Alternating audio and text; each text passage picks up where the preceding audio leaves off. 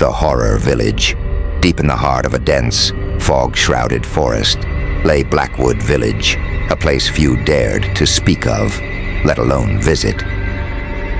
For decades, the village had been the center of chilling legends, a cursed land where no outsider left alive, and no villager ever ventured beyond the towering pines. The story began with Sarah Bennett, a young journalist known for chasing dangerous mysteries, when a cryptic letter arrived at her office claiming, "The truth about Blackwood Village is yours to uncover." Sarah couldn't resist. Against the warnings of her colleagues, she packed her camera, recorder, and flashlight and set off for the cursed village. As Sarah approached Blackwood, an eerie silence engulfed her. The trees seemed alive, their twisted branches reaching out like skeletal hands. The village appeared suddenly, as if it had been hiding, crumbling cottages covered in ivy, streets blanketed in mist, and a chilling wind that carried whispers. After stepping into the square, Sarah entered the first house, curious to explore the village's past. Inside, she found a dusty diary on a wooden table. Its pages were filled with frantic scrawls. "The darkness watches. It hears. It knows when we try to leave." A loud creak made Sarah spin around. She saw nothing, but the air grew colder. Shivers ran down her spine as faint footsteps echoed through the house. Gripping her flashlight, Sarah continued reading the diary. The entries became increasingly unhinged. It began with the mirror. "The mirror consumes us. We're no longer who we were. Now we are shadows." One page had a crude drawing of a small, cracked mirror surrounded by twisted faces. The floor beneath her feet groaned, and suddenly the boards split, sending Sarah crashing into the cellar below. The air in the basement was thick with mildew and dread. Sarah's flashlight flickered as she scanned the room. Rows of dusty shelves lined the walls, filled with jars of murky liquids and unidentifiable objects floating inside. In the far corner, a large wooden box lay chained shut. Ignoring her fear, Sarah approached the box. Carved into its surface were the words, "Do not open. The darkness lies within."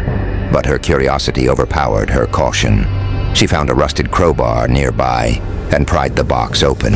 Inside was a cracked hand mirror, its glass shimmering with an unnatural light.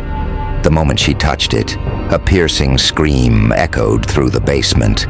Shadows erupted from the mirror, swirling around her like a living storm. The shadows began to take form, half human, half nightmare creatures with hollow eyes and stretched faces. They whispered in voices that seemed to come from everywhere at once. "You see us now. You have taken what binds us. Return it or join us." Terrified, Sarah stumbled backward, dropping the mirror.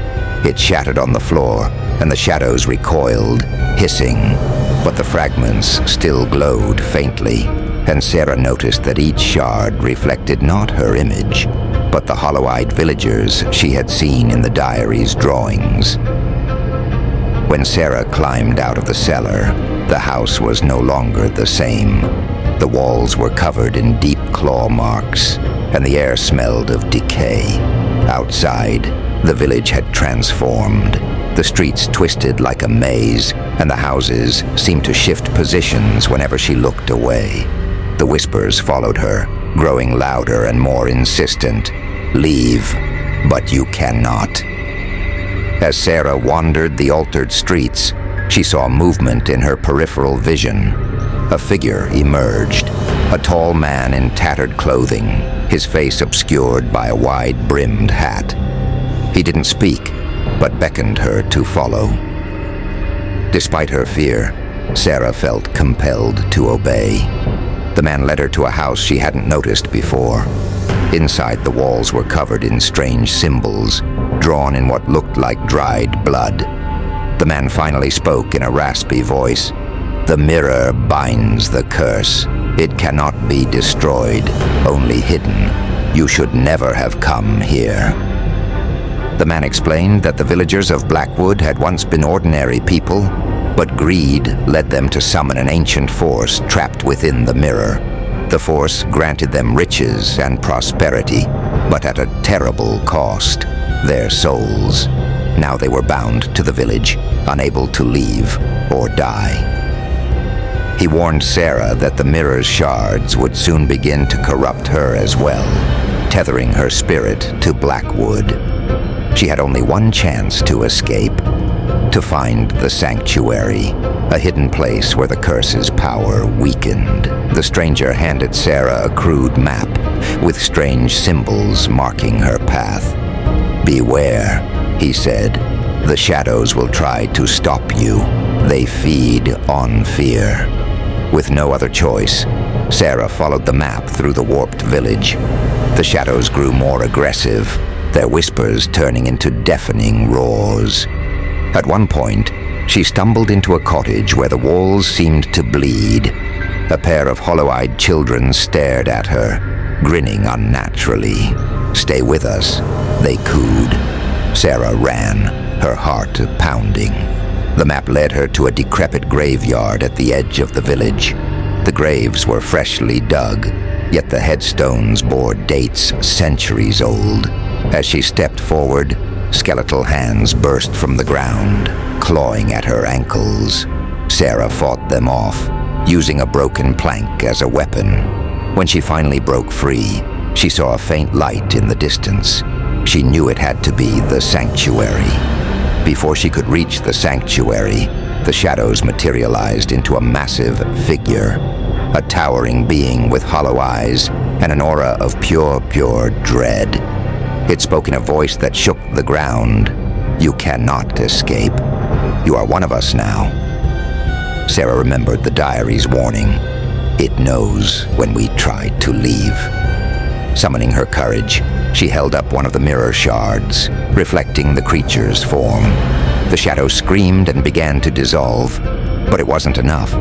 Realizing what she had to do, Sarah used the shard to carve the same symbols from the stranger's house into the ground around her.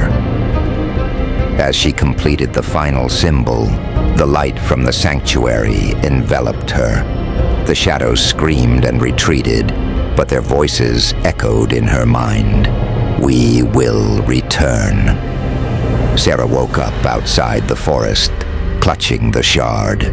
She had escaped Blackwood, but the whispers never left her. The cursed mirror had bound itself to her soul. Days later, her abandoned car was found near the forest, but Sarah was never seen again.